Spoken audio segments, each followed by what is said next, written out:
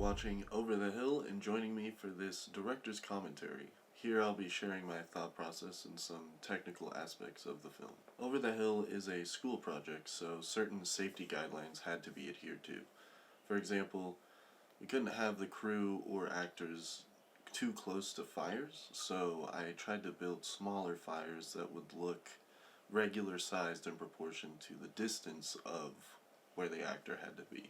Another example is all of the falling sequences.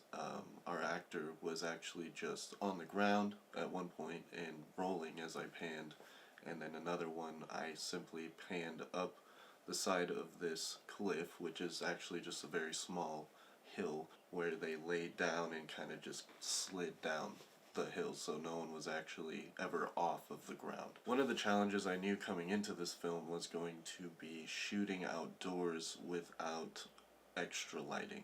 I do not have powerful enough lights to compete with the sun. It's a lot of planning, and it's a lot of when you see the opportunity, when the weather is nice and the light is clear, you take it. And if you don't take it, you don't know when it's going to happen again. Luckily, we have Google Earth to help us out a little bit, but still in certain areas, like me in the mountains, it's really hard to predict the weather. I really wanted to capture the authenticity of time passing, when in reality we only had 1 week to shoot this.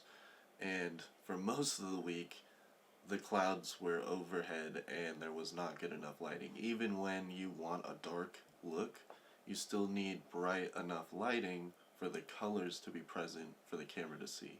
So I did achieve that, and I was able to get all of my shots without using ISO or gain, and so I could keep my footage clean with the contrast. On the last day of shooting, it went from sunny to partly cloudy, and I planned it so that I could shoot the necessary scenes when it was darker and I could get away with a little bit of a darker look, and then when the same came out, I had to shoot all the scenes that were in the daytime, or I wanted to be more like towards sunset.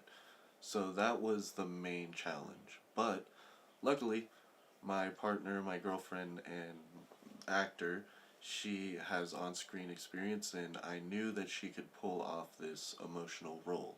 The loss of someone, using their memory to help you along your own path. This is something we can all relate to, and her especially, and that's what I aim to do as a director, is to tell people's stories in many ways, and it helps to have a story that your actors can connect to personally. So thank you again for joining me on my filmmaking journey. Feel free to comment any questions, feedback, and email me if you are interested in opportunities or upcoming projects. So I think that's it. Have a lovely day.